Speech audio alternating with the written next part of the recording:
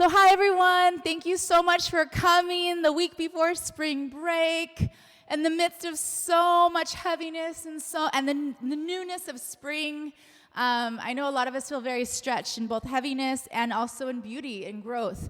So I have been really excited for a while on trying to get a panel of amazing birth workers and reproductive justice organizers to come and speak with us at Laney College.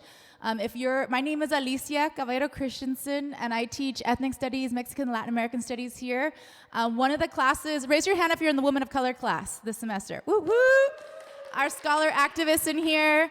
So our Women of Color class does a whole unit on reproductive justice and birthing justice. So if you want to learn more, come to our class, network with your teammates, classmates. A lot of folks are bringing a lot of knowledge also from outside the classroom to these units.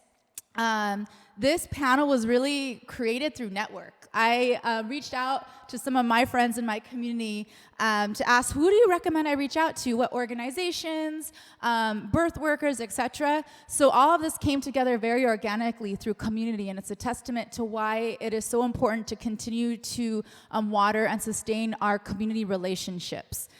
So I'm going to introduce the panel. And then I have a set of questions for the panelists that they'll answer, and then we're going to save the last about 20 minutes for Q&A. And I know a few of you already have questions. For folks in my class, we've already put our foot into the water, so there's quite a few things we're engaging with that you might want to ask these panelists to expand on as practitioners, as activists, as folks who are in the field. So I'm going to start the introductions, and then I'm going to start with the questions. And again, we'll do Q&A the last 20 minutes. All right. So let's start with Nakia. Nakia Woods. That's Nakia. Powerful, fierce. Yay. Nakia is a Black queer birth worker and student midwife in Phase 2 at the Midwives College of Utah. Throughout the past decade, they have become well acquainted with reproductive justice with an emphasis on strategies necessary to chip away at the barriers to adequate reproductive and sexual healthcare. Yes, we need that. As a reproductive justice advocate, they are committed to the betterment of birthing people, young folks, and other marginalized communities. Originally from San Diego, Nakia has been thriving in the Bay Area for over a decade. In their spare time, they love to read trashy books. Oh, me too. Book club. Interact with all things Harry Potter, and constantly change their social media accounts from private to public. Nakia would not be able to engage in this work without the support from their loving partner, family, and friends. Let's give a round of applause to Nakia. Woo! Next, we have Andrea Risquez, right here. Who is a certified professional midwife, a CPM, who has practiced birth work for 25 years. Whoa, so talk about knowledge here. And has been licensed in California since 2007. As a passionate advocate for home birth, Andrea has had the honor of assisting over 1,000 people birth their babies naturally. That's incredible, y'all. Over 1,000 births. That's so powerful. I'm like, whoa. I got so excited I lost my... Andrea holds the belief that people have the rights to conceive and birth their babies in peace and in the places they feel safest. She holds this space by providing education, making medical assessments, and encouraging informed choices about care. As a Chicana midwife, Andrea sees how families can profoundly benefit by returning to indigenous practices of holding birth as a sacred time while incorporating Western medicine only when needed. Providing care in both English and Spanish, she works to empower birthing people and restore bodily autonomy as a way of healing from generational trauma. She helps to bring gentleness to birth out of the institution of mainstream medical care for its lifelong benefits to birthing people and newborns alike. Approaching the birthing process as a normal yet transformative experience, she guides a crucial time in a person's life where they need to feel respected and supported. Let's give a round of applause to Andrea. Yes. And then next we have Jennifer Salazar Martinez. Her AIA pronouns is the Culture and Operations Coordinator at Access Reproductive Justice. Yes, we need RJ more than ever. She was led to reproductive justice work by her community of chosen family, poets, activists, healers, artists, full spectrum doulas, dancers, comrades, educators, therapists, co-conspirators, and dreamers. That's community right there. Reproductive justice has become one of her political homes because of how intersectional this movement is, and that it culminates a community of care, or cultivates a community of care. She graduated from Salt Lake Community College, whoop whoop, community college alum. Yes, I love me the community college alum. With an AS in sociology, and graduated from the University of Utah with a BA in gender studies and a BA in sociology. She was the co-president of Students United for Reproductive Freedom, SURF, and was the outreach director for the Campus Contraceptive Initiative, CCI. She uplifted sexual education events, STI/HIV testing, distributed safer sex supplies, and co-organized community outreach campaigns on campus. Jennifer has worked with various reproductive justice and health organizations, such as being a Movement Makers Fellow with the National Network of Abortion Funds, NNAF, and organizing community engagement work with Planned Parenthood Action Council of Utah. In San Francisco, she supported pregnant people, unhoused individuals, and immigrants who were accessing healthcare at Mission Neighborhood Health Center as a case manager. Let's give a kudos and love to Jennifer. Wow. It gives me chills just reading their bios. I mean, all of the powerful organizing, experience, work, knowledge we have in the room. We're so lucky to have these panelists. So I have a few questions, and we can go organic. There's no set order that we have to follow. So the first question, I guess we got a little bit of a primer with their bios, but I think people connect to stories. I want to hear a little bit about your story. Can you tell us about the work that you do and how you really got into your field? How did it become part of your life practice? Sure, I'll start. Hey everyone, I'm really excited to be in community with you all. Yeah, that's a really juicy question of kind of like how we got to where we are. I think, so I was born in Minnesota, but I grew up in Utah, and I think growing up in a red state also just comes with various challenges. As when I was younger, so I'm a lesbian, and I think as like a queer person, there wasn't any like queer sex ed or just a lot of that. I think a lot of sex ed just came from shame. And I think, and it was an abstinence-only curriculum in Utah too. So I think a lot of that was just like hidden for myself, like when I was in high school. When I left high school, I think what really, I kind of shifted from having like shame to like a curiosity mindset. And I think through that, my first kind of like RJ kind of job was I actually worked at an adult shop in Salt Lake, and I felt like that was one of the things that I just wanted to just learn everything. And I think through that, I just began more and more curious with just possibilities and what would a world look like if just things felt more inclusive, and that like I could also be part of that story. And so when I went into school, it was, in community college, I think that was like my first like worldview shift into, just a lot more political deepening, and also, I think that just expanded a lot. And then once I started getting more connected with various like liberation and LGBTQ like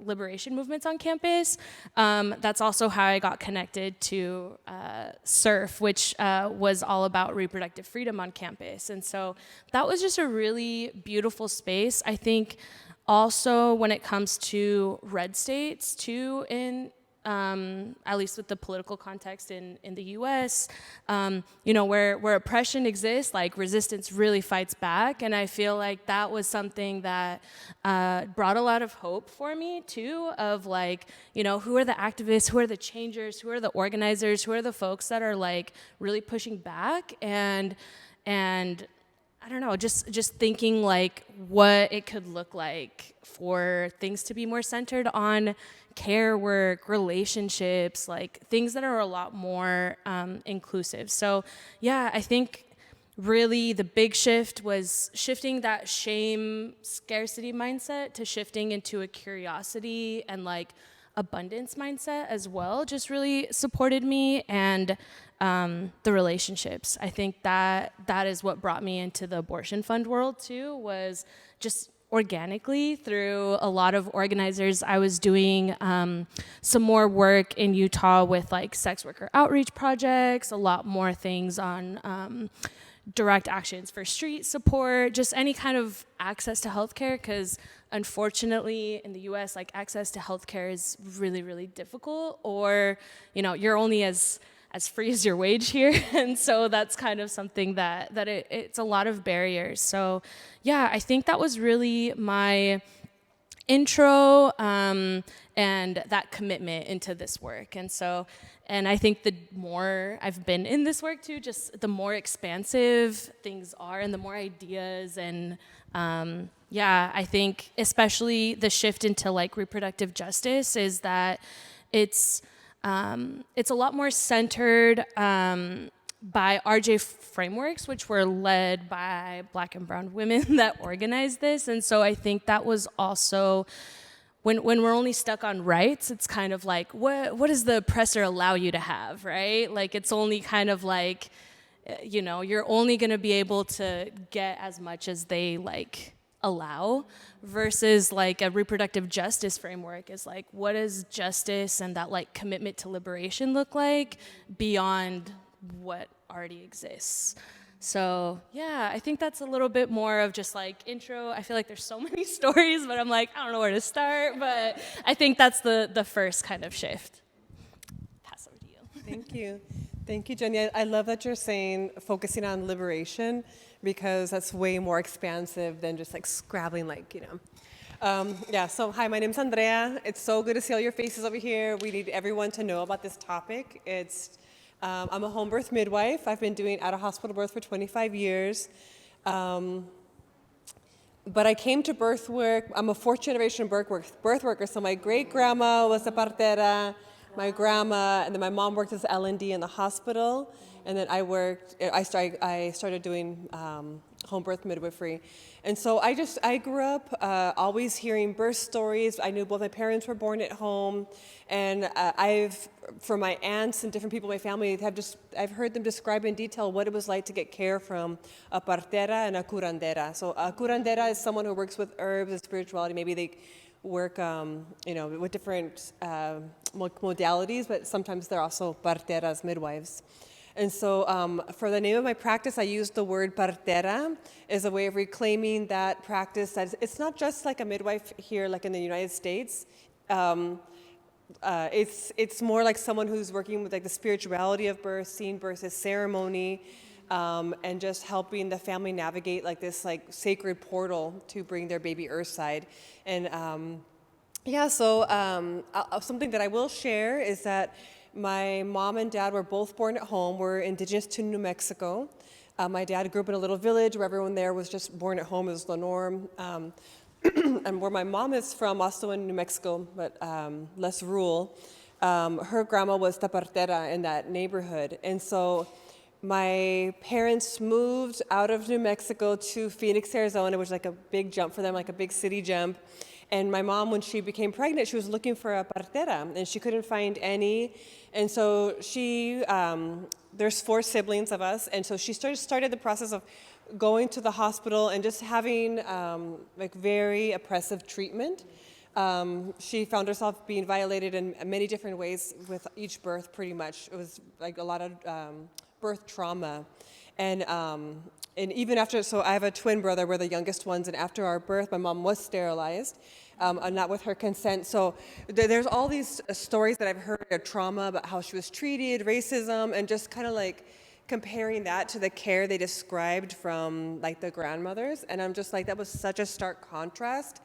And it wasn't about, to me, like, how can we get a birth plan in the hospital? To me, I just felt like, oh, I just want to scratch that whole way, not interact with it at all, which I don't have hospital privileges at all.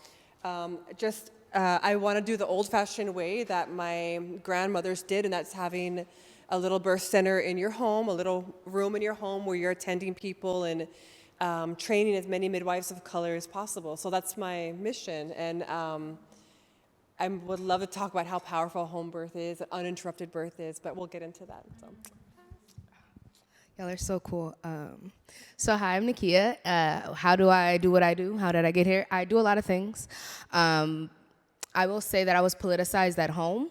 Very much abolitionist, very much, even though those are not the words that we used.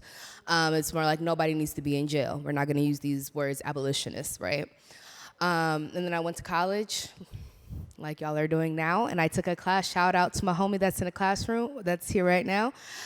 We taught a class called FemSex together, and it's a class that's about sex, sexuality, gender expression, and in that space, I took it as a baby, as a 18-year-old, before I started facilitating it. And I feel that was the first time that I was able to really think about my sexuality. What is sex outside of this reproductive thing? Shout out to my mom, she's a teen mom, so sex was so scary to me because I was like, I'm also a twin, right? I did not want to be 16 years old having twins, so I said, sex, nobody does that, I'm not doing that. Through that course, I was really able to learn so much, and it's funny, I organized the doula and midwife panel, and I remember seeing all these amazing people come on the stage, and I said, oh, they're so cool, I could never do that. Fast forward, shout out to my twin sister, she got pregnant, and I said, dude, you need a doula, and we can't afford to pay for one, so I'm just gonna I'm gonna read these articles, I'm gonna do this research, and then I'm gonna be your doula. And I did it, and I was like, oh, this is so cool, oh my gosh. And I, again, was like, but is this doula thing for me? And it was, so much so that I started attending hospital births, and I hated every second of it. Not necessarily working with the amazing birthing people that I work with, but seeing the way that the systems really, seeing the way that racism, sexism, capitalism, all of the isms really play into the birth experiences that people are allowed to have. And I say allow because in the hospital, that's really what it turns into. And so again, I was like, oh, maybe I should be a midwife, but can I do this? And I'm gonna shout out my twin sister again. My sister was like, girl, just do it. And so shout out to her, I just did it, and that's how I ended up here. And so like I said, I am a student midwife, I'm in my third year of school, and really showing up for birthing people. I don't care if you wanna have your baby in the hospital, do it, if that's what you want. If you wanna have your baby at home, let's do that too. I'm not tied to any outcomes except for good ones, and my ego is not a part of it. This is your birth experience. I say that I do a lot of things because I do a lot of things. So I am a full spectrum doula, I am a student midwife, I am an abolitionist, I am an organizer, I am an educator, I have 1,010,000 jobs, and it's what feeds me. I think that freedom is the ultimate goal, and I love to tell people, I'm a real one. I'm a real freedom fighter. I'm not playing the games. I don't believe in hierarchies. They don't need to exist. We need to operate in forms of responsibility, not hierarchy, right? So when I show up, that's what I bring to the work that I do, and it's also how I decide where I'm gonna work and how I'm gonna do it. Yeah, and I guess that's all I'll say. Oh, and I will also say this.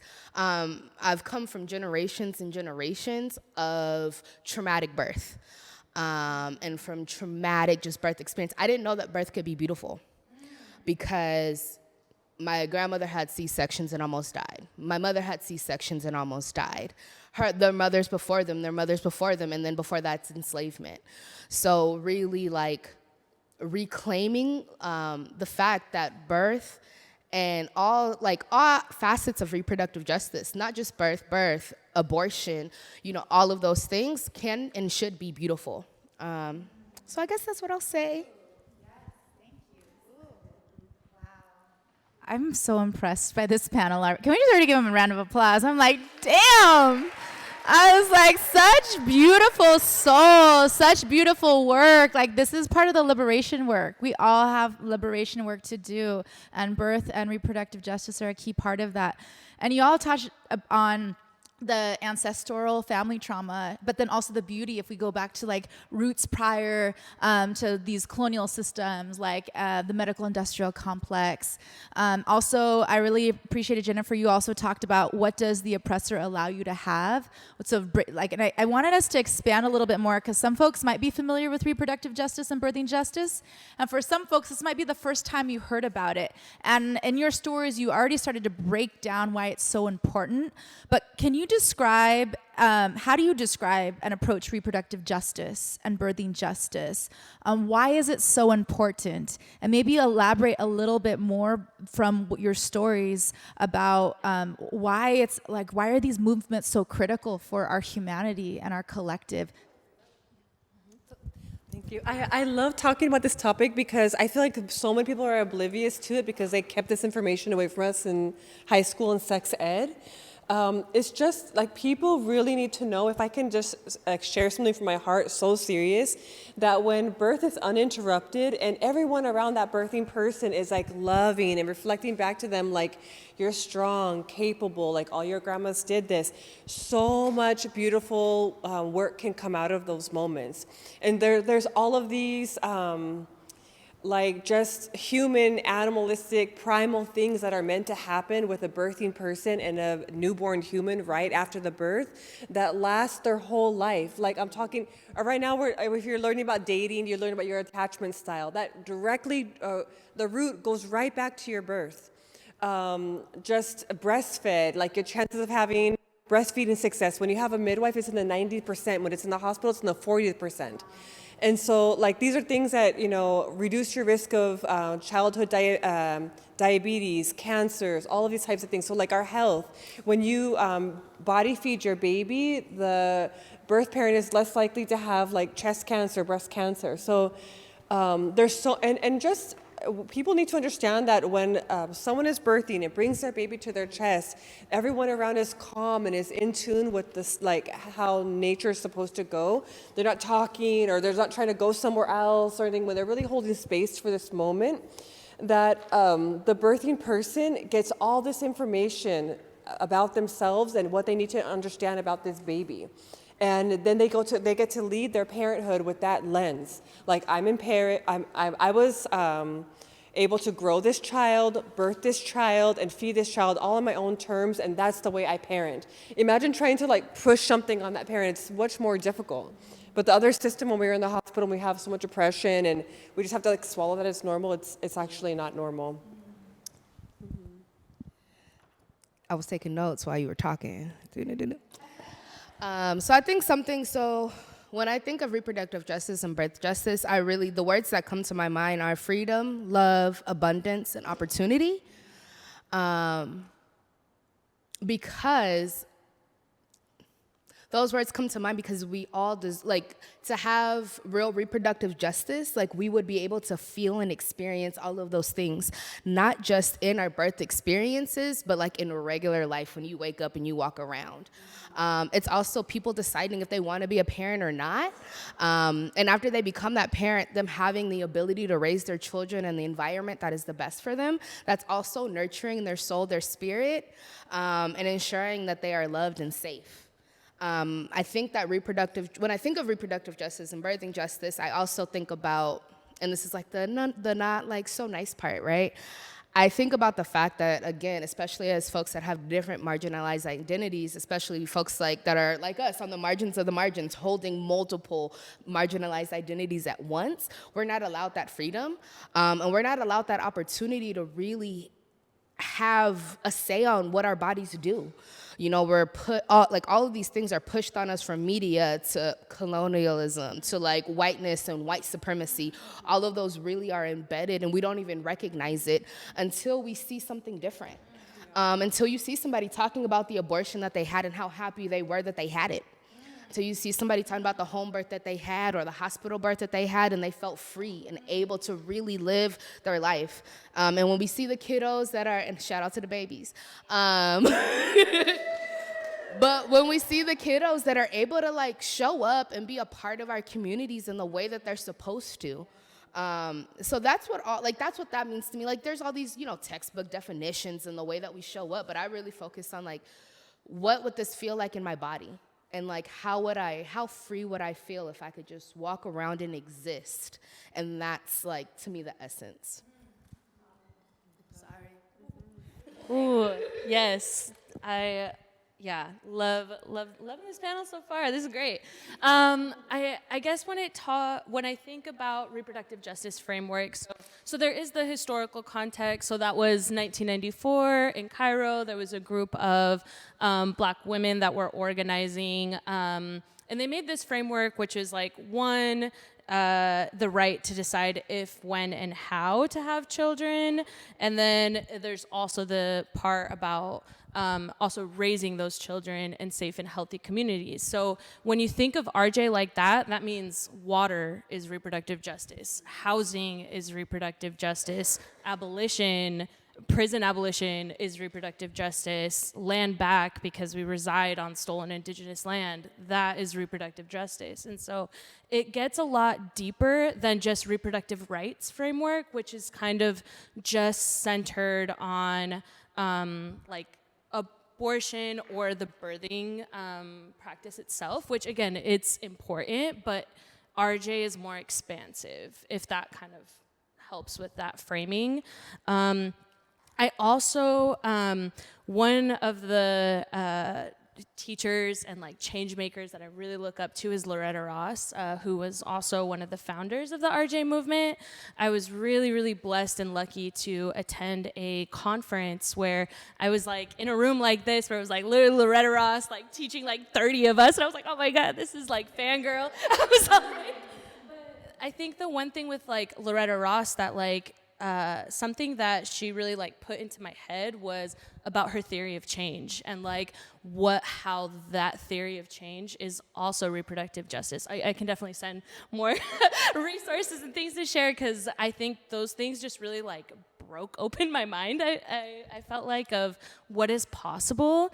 And then I think the other part she mentioned about like, what does it mean to be a determining person versus just programmed to do what you've been told to do.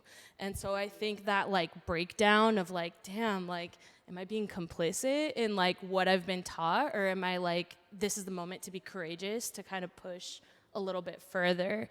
I think also, like with the queer lens, I think growing up there was, socialized of like heteronormativity, right? Even from a very young age of like, oh, okay, you're gonna be like breaking boys' hearts, like doing all this, like all of these like stories are like, oh, you just have to find the right one. And then there's just like this kind of conditioning of like, oh shit, I guess I have to like follow a certain path, and like that brings a lot of trauma. And so I think what really led me to RJ is that it's centered on consent. Like, what does informed consent look like? What does it mean like to like really design and like choose the life that I want without like, and it's also this like connection with what it means to be in like principled struggle too, because with reproductive justice, like it's an intersectional framework. Like none of us are free until all of us are free type of shit. So, or sorry, I'm so sorry, but I was all like, but I was like, oh no, but yeah. And so I think that's really like what led me and like rooted me to like deepen my relationship to reproductive justice, because I also believe like when ideas are shared, portals open, and like that's what like opened, I don't know, allowed me to live a life that I am like now, because I was just able to just deepen that relationship with myself, with my community, And yeah, it's all about the relationship building. So powerful. I'm taking so many notes just for myself and from my class. The queerness, body autonomy, freedom, like authentic body freedom to be able to feel, right? To go back to ourselves. We're in a time where we're taught to remove ourselves from our feelings and our body. And I want to ask this question to this particular moment, right? Because we are entering a space of escalated fascism, and the way that fascism works is that it takes away from body autonomy. It takes away from our ability to connect to both others and our bodies.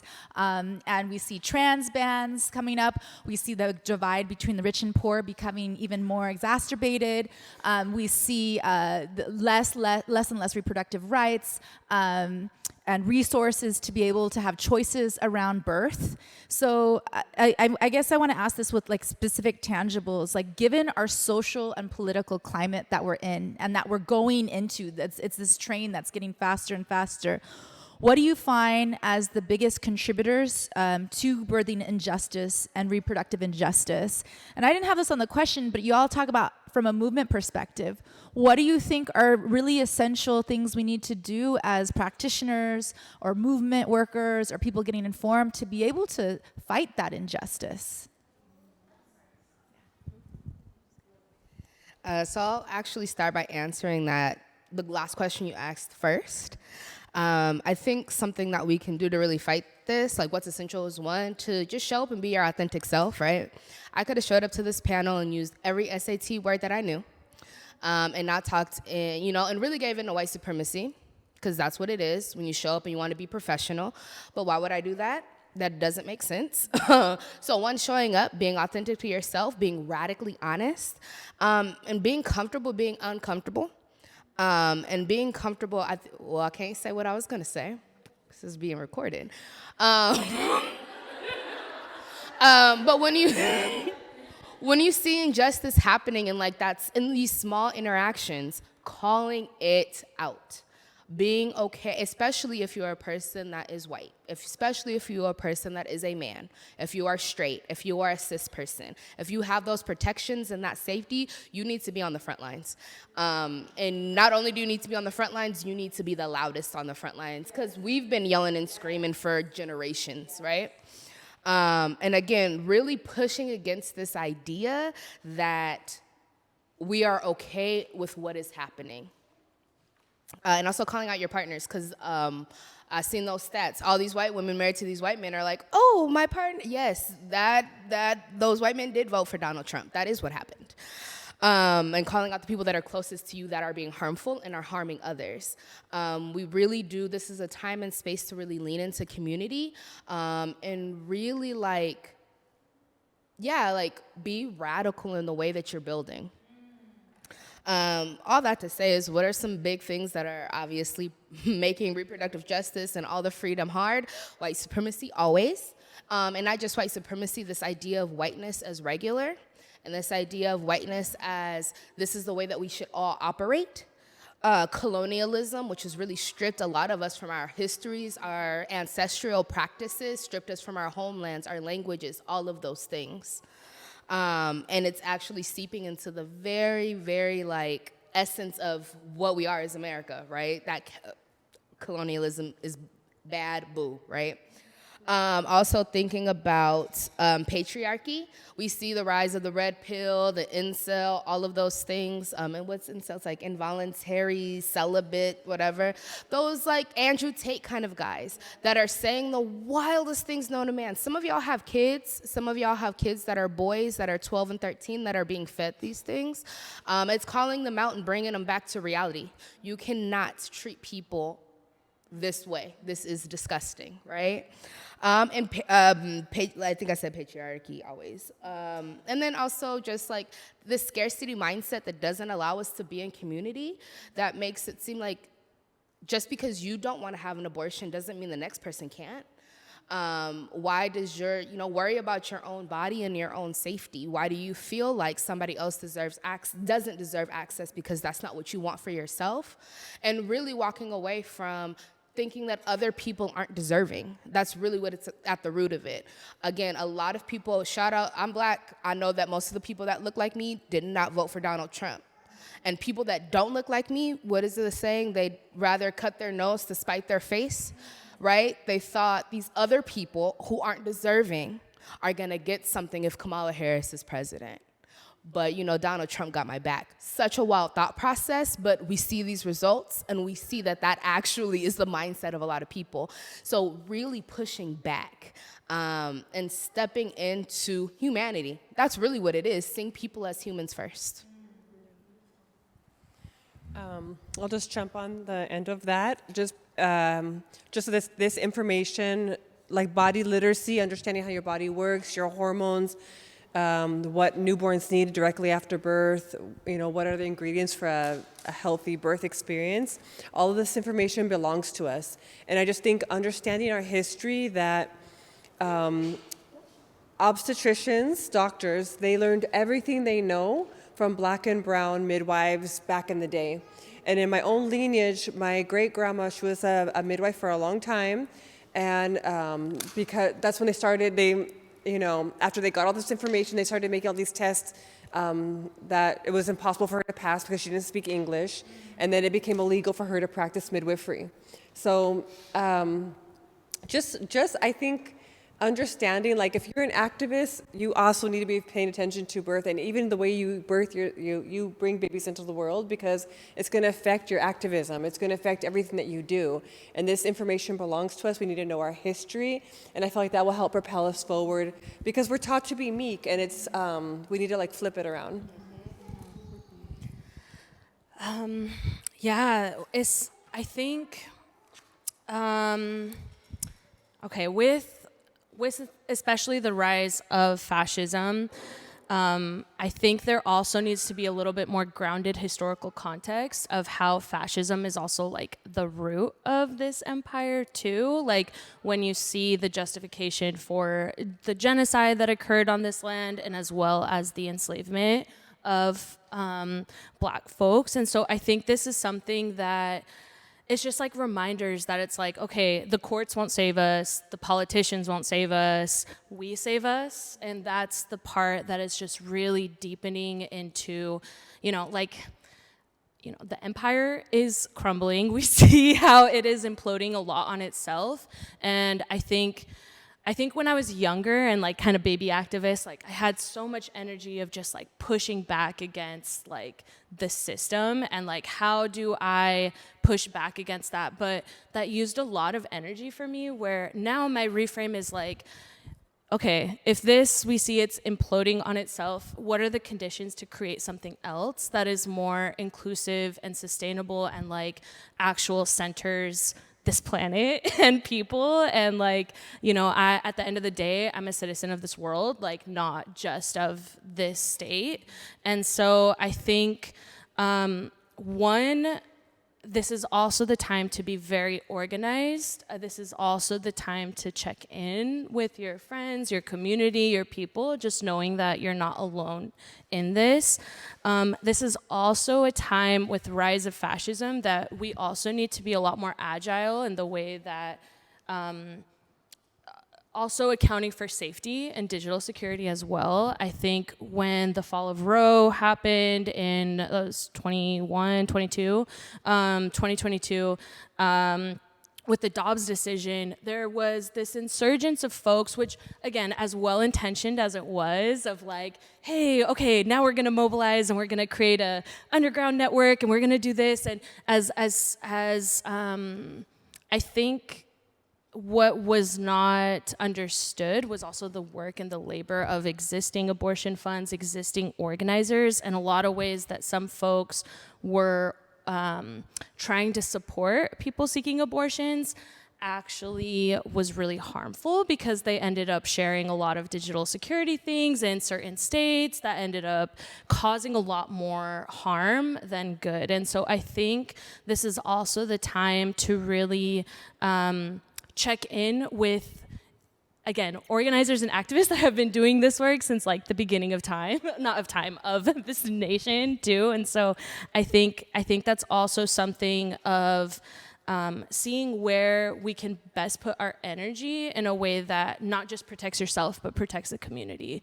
And so, yeah, definitely checking if folks have privilege and are able to like push back a lot more, like this is your time to like do that, but also it also shouldn't always be like on the labor and backs of like Black and brown organizers to be like, all right, what do we do now? Like, this is the time to check in and to really deepen that.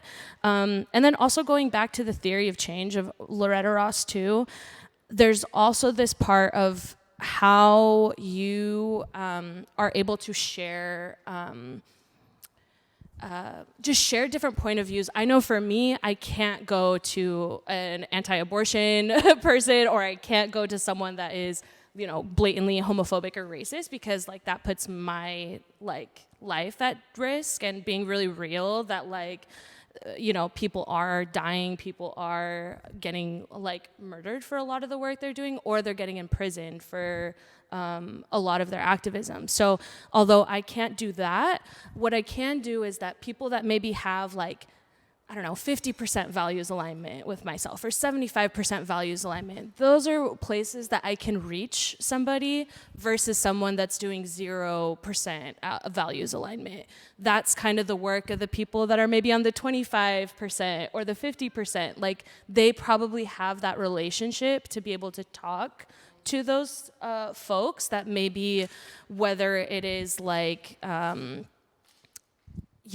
ignorance, or if it's intentional, like that's, you know, that I can't do that work. And so I think it's also being really like honest and real of like, where can I commit certain like labor or energy into in a way that's actually going to change things. Because I know if I'm just like trying to fight with an anti-abortion protester, like that's not going to go anywhere. And so, but maybe that anti-abortion protester, maybe they have a family member that like, you know, has a different relationship with them, that they can actually engage in that in a way that's like meaningful and can shift that.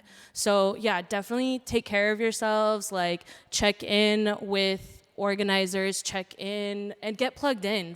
Like if you have a skill set, if you have relationships, if you have the knowledge, like we need you. And you know, this is a fight and a commitment for the rest of our lives. You know, it's not just these 4 years. It's like, you know, it's all the time. Thank you so much. Community, community, community, right? It's like even who are we sitting next to right now, know their name, know people, build that community that is so essential. I know in office hours we were having a conversation too, and in our organizing workshop we had last week here at Laney, and talking about how we actually have to go back to historically how people struggled, right? Like abortion bans are not new, right? The patera work, the all that stuff's not new, right? Our ancestors have been practicing. So some of it is partially going back to reclaim, and part of it is studying, being studied in the networks and in the organizing that has existed to how we move forward in the future. But I appreciate all the brilliant just insight that y'all are sharing. So this next question, I think, was crafted to really think about tangibles, like people in our lives, right? Like, and we can also talk structural, but I'm really thinking about this could be family members in another state. This could be a friend, our partners. How can we best support community members who rather want an abortion or need an abortion, are struggling to get pregnant but want to get pregnant, and or are pregnant and preparing to birth a baby, right? So I know given your backgrounds, maybe you can focus on different areas of that or all of that, but would love to hear your insight and just what we can tangibly do to show up in community for the people we love. Is it okay if I start with trying to conceive? Of course. So as a home birth midwife, I do something called IUIs, which is intrauterine insemination, which as a queer single mom of 2 kids, I feel like is really important to me. So the intrauterine, IUI stands for intrauterine insemination, which means putting sperm past the cervix inside the uterus. It's just hitching it a little ride. And it's actually like a pretty low-tech way to help people conceive. And so even straight couples that are having a problem to conceive, they could even do IUI. So this is something that I provide in my office in a very cozy setting. And I wish more people knew about it, because when you enter the medical model, all of a sudden, boom, the hormones, it's like so many things that are, just bypassing all of like the first level of information that people need to have to understand their cycles. Fertility foods, how stress can, help you, bring, acupuncture, all these things can bring in your fertility. So I think just letting people know that if you're trying to conceive, there are midwives out there that can help you do it in a low-tech way before just jumping right into hospital setting. I always have a lot to say. I'm a yapper, it's fine. So one thing that you can do, stop asking people when they're gonna get pregnant. That's hella weird. Just stop doing that. I just got married, and that's the first thing that people ask me, like, bro, we're at a wedding. Stop asking me when I'm gonna like drop a baby. And also just like remembering that everybody's reproductive journey is their own, and you don't know someone's story. And so the reason, I say that because you never know if someone is having a difficult time conceiving, or maybe they're on their 12th miscarriage. You don't know. Or maybe they're not interested in having kids. I think really like minding your own uterus and minding your own sperm count is like really important. And really, it's like this small thing, but it takes the pressure off and really creates this culture of consent and like thinking about, did you ask somebody if you could ask them that question? And then they know you might be a safe person. And then this other thing of like sharing your stories. So many people, if you're a person with a uterus, like your chances of having an abortion, whether it's spontaneous, which is a miscarriage, or you go to the clinic and get your procedure, get your medication, and have that abortion, are so high. Most people, we all know somebody that has had an abortion or has had a miscarriage. There's multiple people in this room. I don't have to know for a fact. I know that there are multiple people in this room that have had an abortion, right? Share your stories where you feel safe.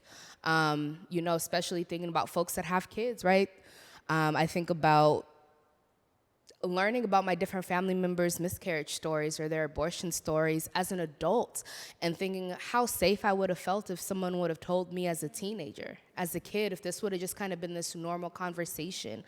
Loss and death is a part of life. Also checking your own abortion bias. So if you're like, everybody deserves an abortion, but if you've had 10, that's too much. Why do you think that's too much? Who told you it was too many?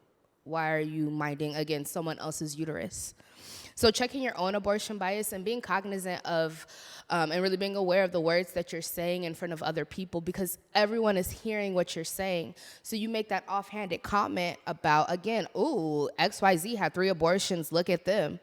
A person that might have just found out they were pregnant and wanting support to get an abortion could hear that and say you are no longer a safe person. And if you're not a safe person, be real about that. I'm being dead ass. People don't want to be honest. And then being up to date on your resources and sharing resources. I am like a resource hub. If you ask me a question, I probably know somebody that might have the answer if I don't have it. And then just being realistic, knowing what your limits are. And this is, again, just thinking about abortion and pregnancy, and also thinking about people that are having a baby. If you know you can't support in a birth room, that's okay. Bring some food, dude. Like, you do not, if you pass out at the sight of blood, you do not need to be there, and that's fine.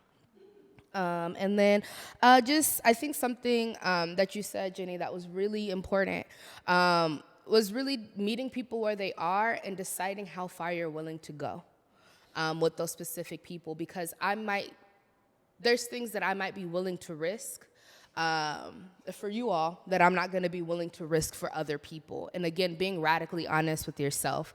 These might not seem like tangible things, but these are things that you can do in your everyday life that you don't need to read a book to know. You don't need to go on a website to learn about. It's really checking in with yourself and again, being honest and supporting those around you in community. Beautiful. I'm also want to echo of like making sure to use like medically accurate, like gender inclusive terms, and also imagery that doesn't repeat anti-abortion phrases, even if I know there's this thing of like, oh, trying to be like, oh, well, we can't get back to unsafe abortion or that kind of word. It's like, I feel like the most dangerous thing about the abortions is the stigma attached to it. And that's really what causes a lot of distress and a lot of like hopelessness and fear. And I think it's just like moving past that. So again, continue to share that abortion is safe. And even if it's in a banned particular state, it's still a human right. Like abortion is healthcare is a human right. And so I think it's also this other phrasing too of like, I think there's a little bit of like misunderstanding of what it means of like banned abortions. Like that doesn't mean it goes away in those states. Like what that means is that it is now criminalized. And so people like a health, like healthcare is being criminalized. And so that's a really different framing too, because I think some folks that think like, oh, well, we're trying to ban abortion in the state, like it doesn't go away. It's just these people are now at risk, like way more at risk of what it means to be protected.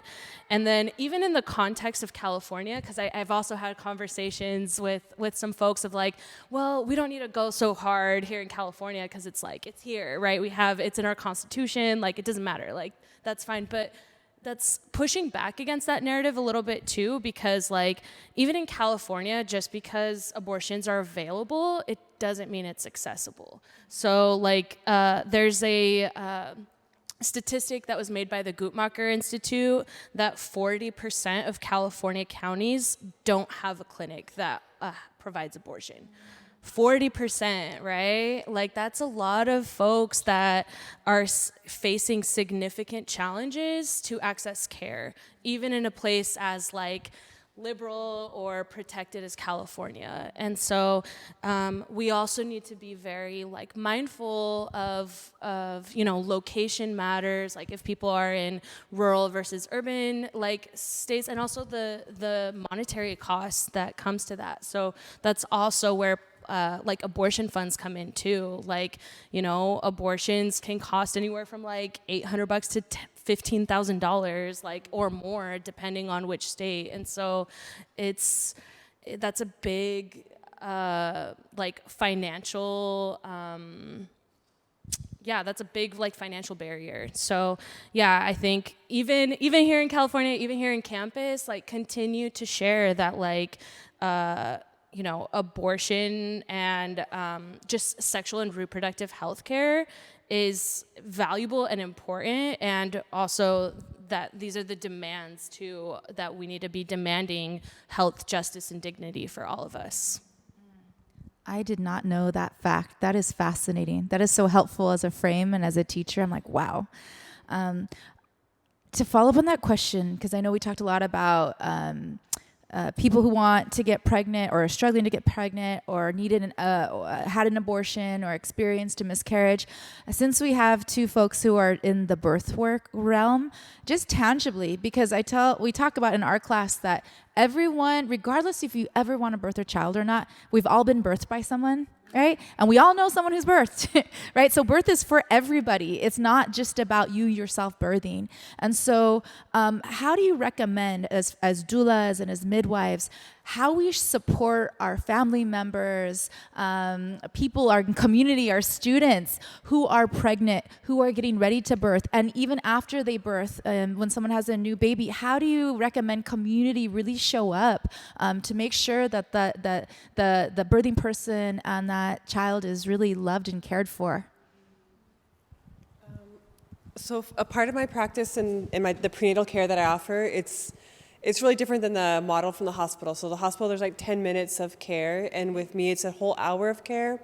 The first 15 minutes, we're covering everything like complications, screening for complications. But the other 45 minutes, it's a total, child preparation, birth preparation class, everything from like labor positions to like how to handle the cuarentena, newborn, everything. So I really insist that anyone who's going to want to come to the birth needs to attend the prenatal care and attend these 13 to 14 classes. Everyone needs to learn about the cuarentena. So pretty much in all indigenous practices, there's all around the world, there's a time of staying home, not working, just resting with your baby for 40 days so the body can recuperate and heal well. And this ensures that the birth parent and the baby just have the best bonding, body feeding success, and the birthing person for the rest of their life, their body gets the blessings of this convalescence time of staying home. And so, but that doesn't just happen automatically. Nobody knows about that, or people are like, oh, look, she snapped back, she looks good. But all of these things are happening in the body of the birthing person. So just getting everyone on board, everyone needs to get educated, reading books about natural birth, the natural things that happen in birth, and how to treat this person in the postpartum time.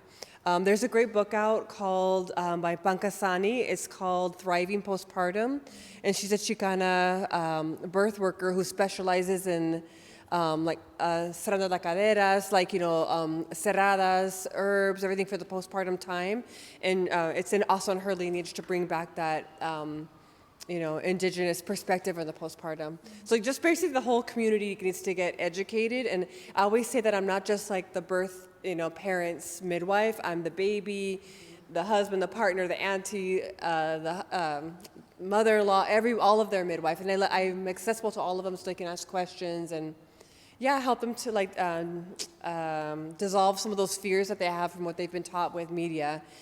Because they can bring a lot of those fears, For example, everyone should know this. On the third day postpartum, it would be there's human milk is not there yet. It's only colostrum. So sometimes people are just like, oh, you don't have any milk, give the baby formula. That's the biggest thing. But if everyone just knew, actually there isn't milk on the third day postpartum. That's something that comes the next day, and the baby has a perfect design to wait for that milk. So if everyone just knew that, so many people would just have better breastfeeding success or body feeding success.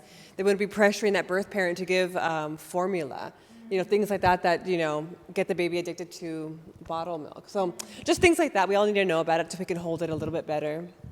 Mm-hmm. Yes.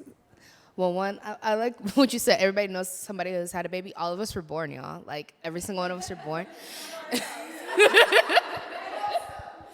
But also, I feel like on the internet, if you're on TikTok, Instagram, even the Facebook, you will see people having these really gross conversations about pregnancy and birth. And I call them gross conversations because people will make comments about, that could happen to you when you're pregnant. Where's the girl with the list? And it's this girl on TikTok that has this list of all these terrible things that could happen to you when you're pregnant, right? The thing is, people are already pregnant. And the thing is, people are going to continue to have babies. So you highlighting and acting disgusted by pregnancy, not doing anyone any favors. So really in my opinion, just stop. If you don't want to get pregnant because you have fears, that's okay. You don't need to project that on other people. Showing up for people in the postpartum, that's so important. Even if you don't want being around babies, that is chill, but bring some food, do the meal train. Don't show up to hold the baby because guess what? That might not be what's needed. Give those parents, that birthing person who's ever with the child, give them a break so they could take a shower. Because if you've ever had a baby, people are not taking care of themselves and they're sleep deprived.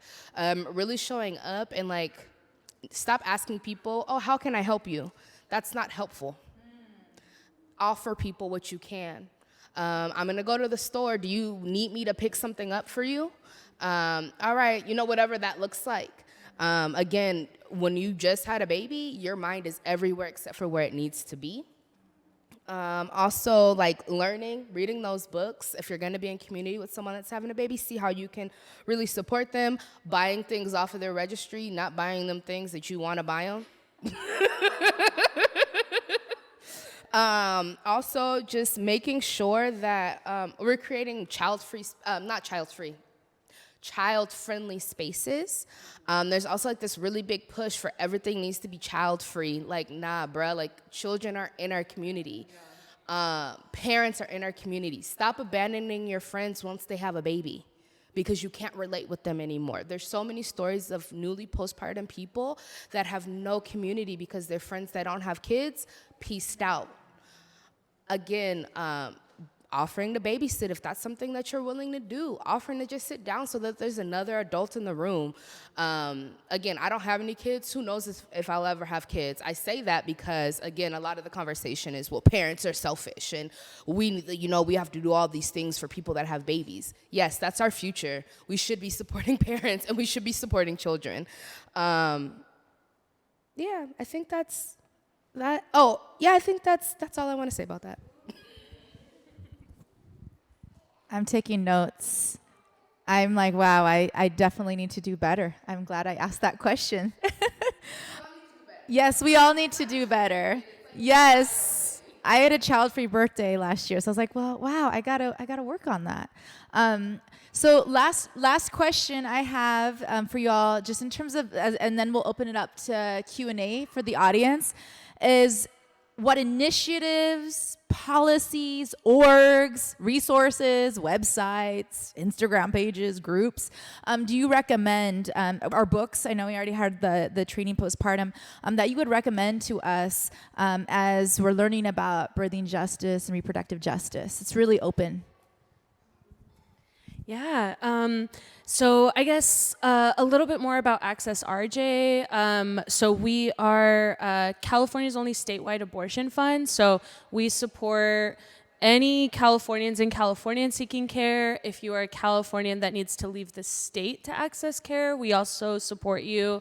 And if you are coming from a restricted state to California, we also support with funding for not just abortion, but for sexual and reproductive healthcare as well. So we also help with things like childcare, lodging, transportation, if you need food, if you need a clinic escort, if you need basically, I think a lot of times when you're thinking about like mutual aid frameworks too, it's like we're moving at the speed of trust, and that's we're not gonna, it's not like a traditional nonprofit where it's saying like, okay, these are the type of people that can get care versus these people. It's whoever calls our helpline, we are here for you.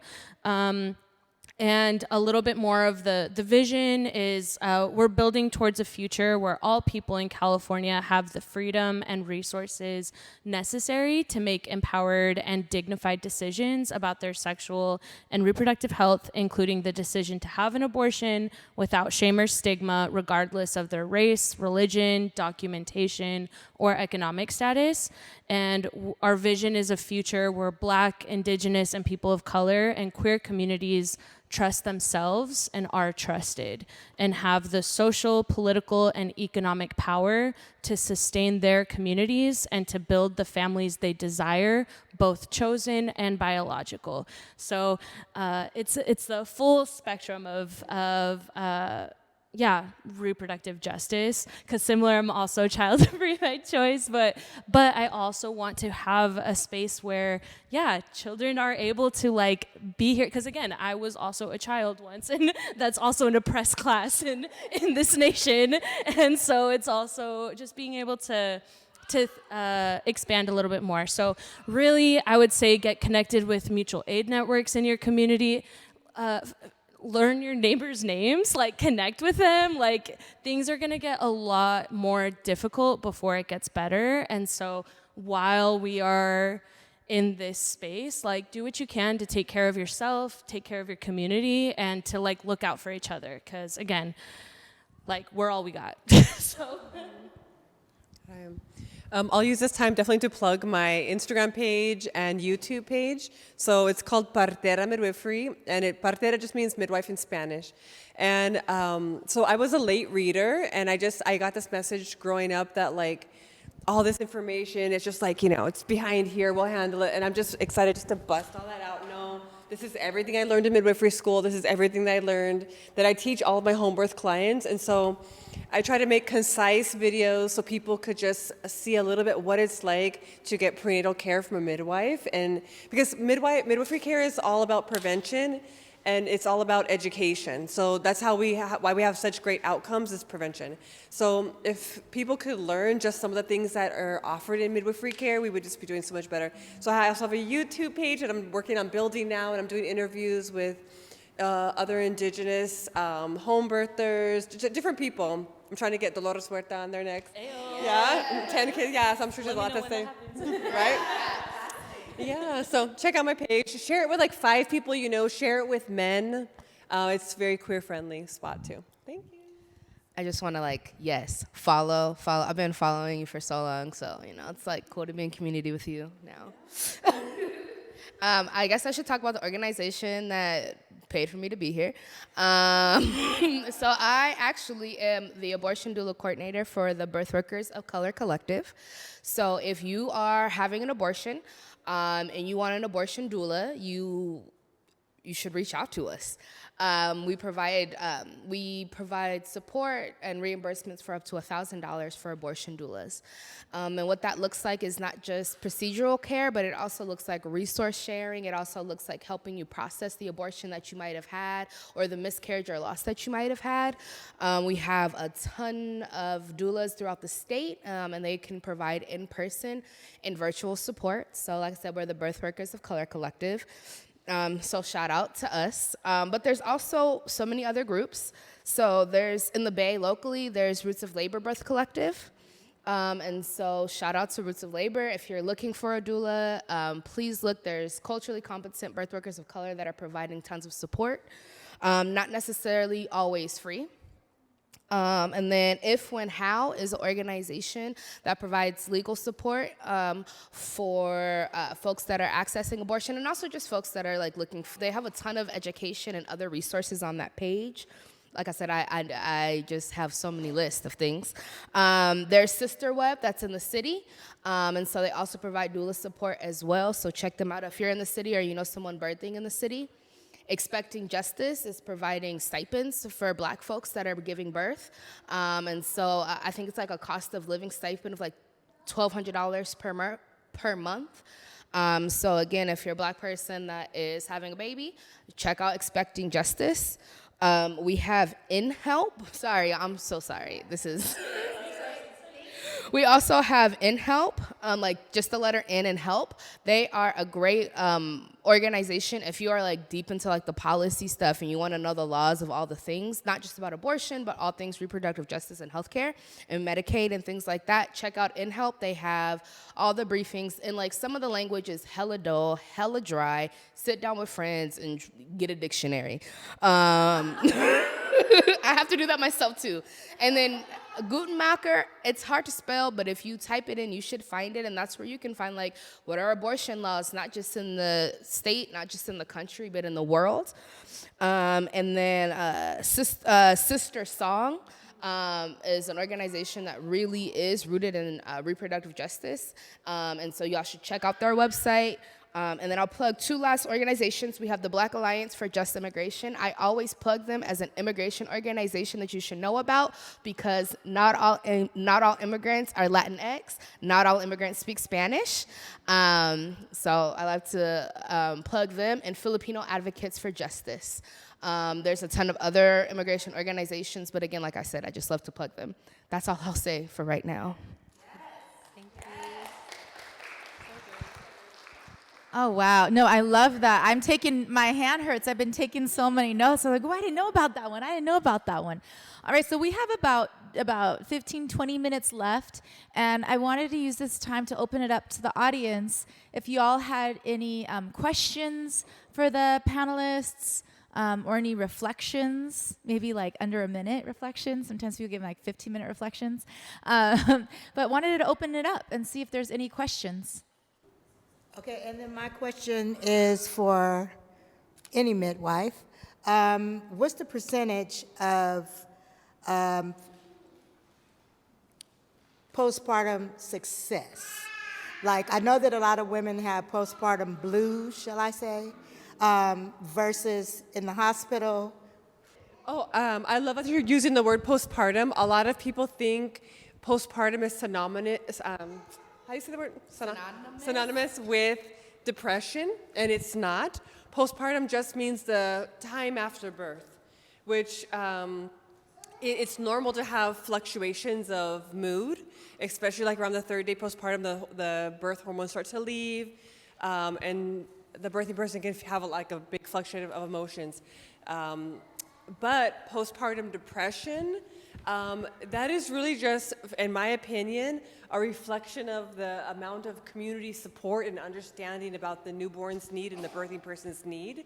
In my practice, we do all of the postpartum care at the birthing person's home and just do like, different traditional healing practices with herbs and massage and moxa, all these things, rebozo work, things that can really help with the adjustment in the postpartum time. But would you want to say something about the I got the statistics? Okay, thank you. I just wrote a paper about this, y'all.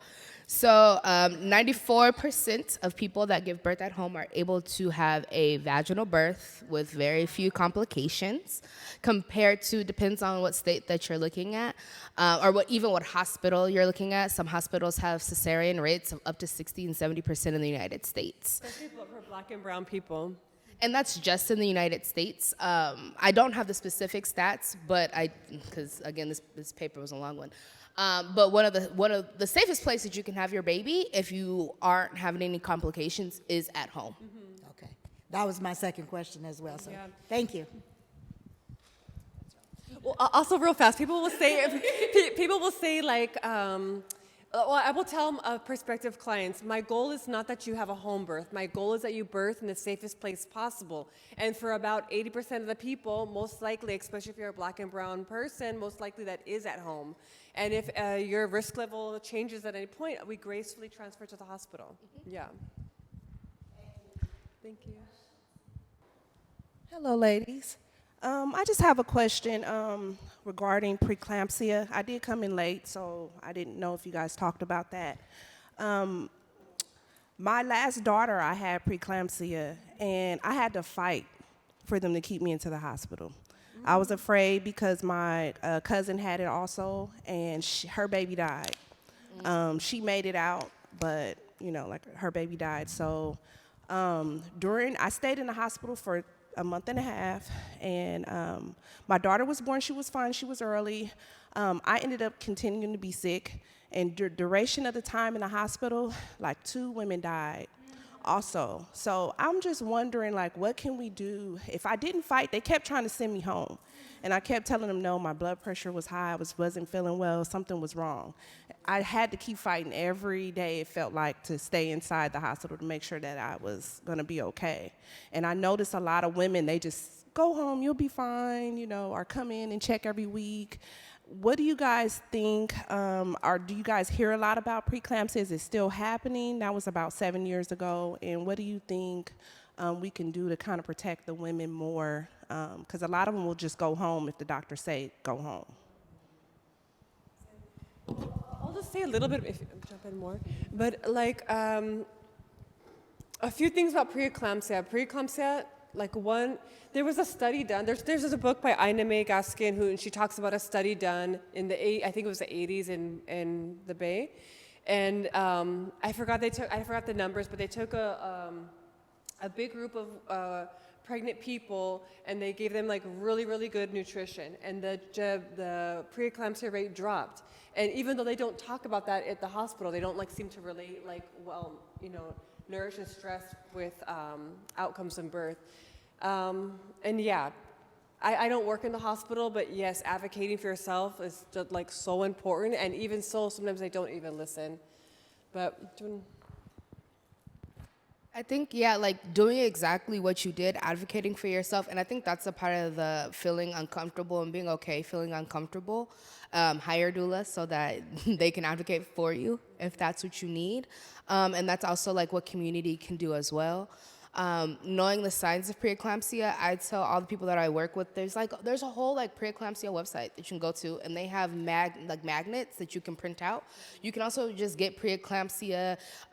If you don't know, preeclampsia is what happens before full-blown eclampsia, which leads to seizures and death for both the gestating parent and the child.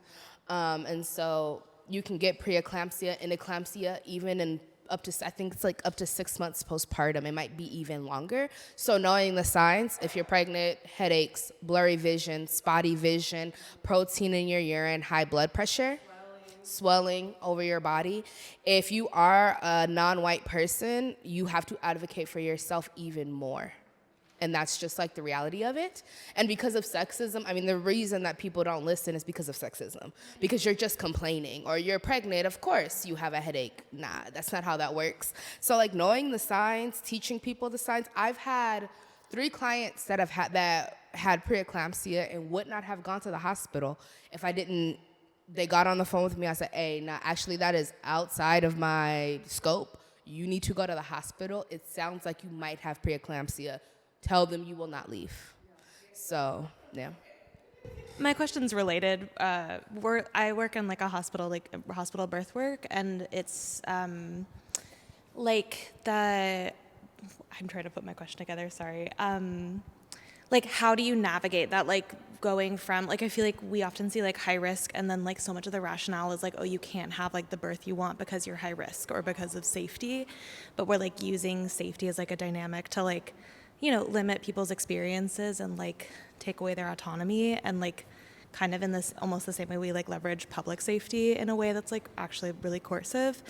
I'm wondering, like, how you like help patients navigate that when they're high risk or when they have complications. Like when someone has preeclampsia, what do we do to like, how do you guys, I guess, navigate supporting someone to still like feel empowered and centered even when like we're like, you know, balancing like multiple concerns and priorities, like but they all really should be the same because we want to like care for people like as whole people. But I'm just curious about your perspectives. Thank you. I don't know if I'm answering the question exactly, but just in my own practice, if someone shows signs, so first we have them learn all the signs of preeclampsia, when to watch out for them, all things like that, how to ways to prevent it or help prevent it. And then if they do have signs of preeclampsia, I can do blood work on them, phlebotomy, but if they have signs showing up, I do refer them to the doctor quickly. Then just encourage them to advocate for themselves. Usually they'll listen a little more because a midwife, it's like on their scope, and then, you know, I mean, on their radar, and then they're, you know, telling the doctor that this is what it looks like. But in the hospital, I don't know. I don't have hospital privileges, so. I mean, me neither. I just be up in there. But I think also, I think that's where, like, when a birth plan really is helpful, and also reminding people, sometimes, you know, you do have to tell somebody, like, the doctors are not, like, they're not lying to you right now. Like, you actually do have to have this C-section. I think it is really striking the balance of, again, sometimes it is the birth, you know, the birth that you envision might not be the birth that you can have because of safety reasons. We want to make sure that you can, like, be alive to, like, see this baby and, like, also live. But also pushing back on some of the, like, BS. Like, you know, I guess maybe I shouldn't say this, but I'm like, you know, I'm going to give you a little food. Eat it before these people come up in here. Because they don't let you eat. They do not like to let people eat when they're like giving birth. Or, you know, you have to get this epidural. No, if you don't want to get the epidural, baby, you don't have to do it.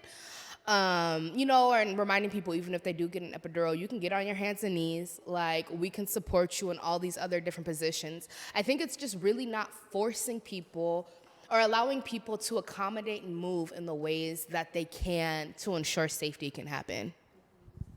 Well, I did want to appreciate you bringing up the need to like create community around the birthing process. And my question is, like, in terms of like working with the parents and the children and the community members, how do you interact, especially with like the younger men who have within the community that hold on to like very cis heteropatriarchal ideas surrounding like reproductive and birthing justice, as well as gender and sexuality, like equity? Yeah, I do want to just, I think it is very important too of including like the scope of all genders in birth work, and also of just being able to deconstruct a lot of what we've been socialized to believe versus like the conditions that, just allow for more support and care for, again, whether it is your birth plan or if it is seeking abortion support or whatever the spectrum of reproductive healthcare. We also support with our abortion fund, like things like vasectomies. We also support with other, we also support with like gender affirming care as well, which falls under the framework of RJ as well. Can you repeat one more? What was the question of how to best support them? Like, how do you work with people within the surrounding the birthing community that don't always agree with the perspective of, like, you know, being queer and being like just having intersectional identities and seeking birthing justice and reproductive justice? How do you work with people that don't really agree with that? That's a really great question. I think a lot of this work is meeting people where they're at too. So if I know that maybe in some realm of like birthing justice that they're on board with certain terms versus like maybe that they're not using gender inclusive language or they're not really seeing the full spectrum. I think determining your safety with the person. I think really a lot of the deep conversations really happen with what your existing relationship is with that person too. I think that sometimes there's this like push of always having like strangers or experts or like other folks kind of like navigating a lot of those deep conversations, but really it's like, you know, maybe we agree like 50% on these type of things, and if they're saying maybe something that's not gender inclusive language, like pushing back, like where did you learn that? Why do you think that? Or where did that thought come from? Like just I think a lot of times it's like asking more clarifying questions too, to see like where either the misunderstanding or if there's like an intentional like this person may not be safe type of a thing, like really engaging with that. But I think it really start with what y'all do agree on, I would say, and then ask more clarifying questions to see to see how someone came to that like reality or idea too, because I think there's so much misinformation out there, and I think that's also a lot of the work too of really like knowing yourself, deepening your knowledge, and continuing to bring folks like into the movement too. Like reproductive justice is for everybody. It's not just for like cis women either. Like this is all like it's everyone. And so that's also, I think, sometimes in the like reproductive rights or like abortion centered like language, sometimes it is very like women centered when not all women have abortions either. And so I think that's also something of being able to push back a little bit more. So but yeah, I would say it's really that like theory of change, because it's hard. Like I know like with some people, like I can't find common ground on certain things, but maybe with somebody else that it's like a little bit closer, like values wise, we're able to like dig a little bit deeper. So yeah, meet folks where they're at, but also like protect your energy, protect your space, protect yourself too, because also the reality is that there are a lot of folks that are intentionally trying to cause harm. And so discernment is like a skill to like practice and deepen. But if you feel safe, like engage in those conversations too. If it's your homies that like say something off and you're like, actually, no, that's not true. We got 5 minutes. Let's say something really, really quick. So I get a couple. I was gonna say something. Sorry. I was just gonna say, be a good abortion baby daddy. Like that's if you're gonna, you know, like just show up to the clinic, support, pay what you need to pay. Rub on their back, just be a good abortion baby daddy. I was just wondering, you mentioned earlier the safest place to have a baby if you are having complications is at home. I would love to hear just more about that, or like how that works. Or So during a home birth, we don't use medical interventions that speed up the process. Oxytocin is the hormone responsible for giving the uterus contractions that open up the cervix and push baby down and out. It's also, makes the uterus clamp down so it'll stop bleeding after the birth. Oxytocin is like that love hormone that we look at our baby, we get oxytocin, we look around the birth room, we feel safe. When a birthing person enters a hospital, boom, bright lights, strangers, question. They're getting hit with a lot of adrenaline that blocks the receptor sites for oxytocin. Labor slows down, it becomes more painful, just different sensations.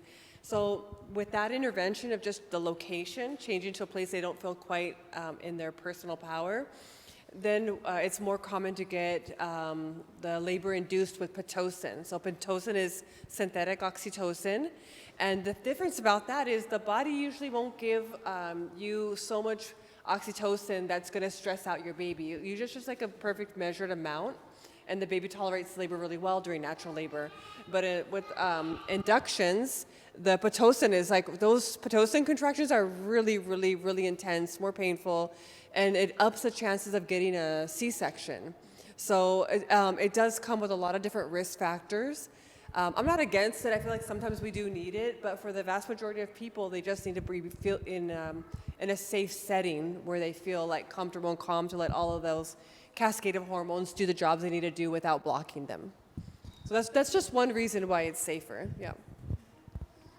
How do we create kinship networks that are either queer, non-heteronuclear, that are decolonial, that on one hand do take on some of the burden and the social responsibility for taking care of children, for birthing people? How do we, do that in a way that also respects, that we also have a history in this country of stealing children from people who are indigenous or who are queer or who are incarcerated? How do we do both at the same time where we are both recognizing our shared responsibility to children without doing other things that are oppressive? In my own family, personally, I'm all about the exes, tias, tios, God. My kids have so many godparents. I'm like, you now, you. And I just feel like I'm just whatever way I can bring back intentional community. It's just what my little queer heart needs. Yeah. What else? What about you guys? I feel like being a safe adult, it sounds really weird to say, but it's wild how much that can also lean into other adults feeling safe around you. And being that safe adult means I think about myself, right? The way that I started doing my abortion doula work is because I was a youth organizer. We talked about sex, and one of my students was like, hey, I'm pregnant. I said, babes, you want to get an abortion? And then I supported her. And then she told her friends, who told her friends. And to this day, this happened in for the first time it happened with me 2017, 2018. Till this day, I still get abortion doula requests from friends of friends of friends of friends of friends. So being that safe adult, because so many adults are unsafe.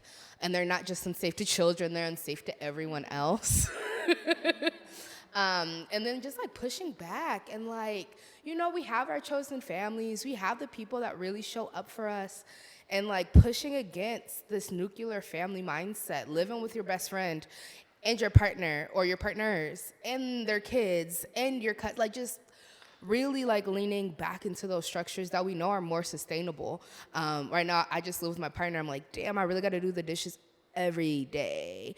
But if there was 10 of us living up in here, we could have shared resources and shared energy and again, something as small as washing the dishes. I would probably wash the dishes once a week versus every day.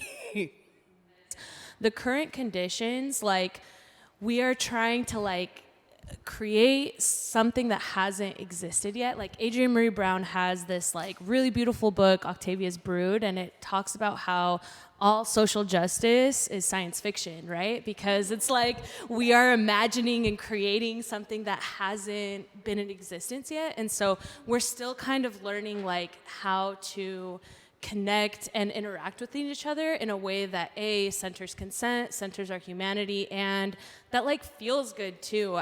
Honestly, a lot of this is also up to us to create this together.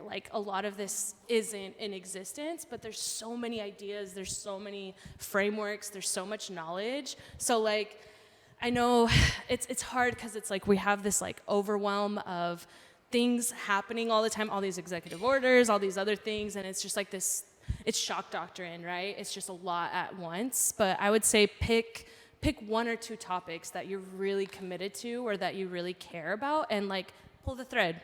Keep on pulling the thread. And if all of us, like maybe it's midwifery, maybe it's art, maybe it's abortion, maybe it's LGBT, like whatever it is, like continue to pull the thread, and it makes it easier for all of us to do this work together, because it's impossible. Like I can't solve the world's issues, but we can do what we can. Yes, thank you all. I know we're at time, but be a safe adult, be a loving adult, and be consistent, right? We're at time, but let's give just a round of applause to Nakia, Jennifer, and Andrea. Thank you so much for all of your beautiful insight. I hope you all come back again. And to my class, we're reading Octavia Butler after spring break, so we have a lot to talk about. All right, you all, thank you so much for coming. Have a beautiful night. Be safe.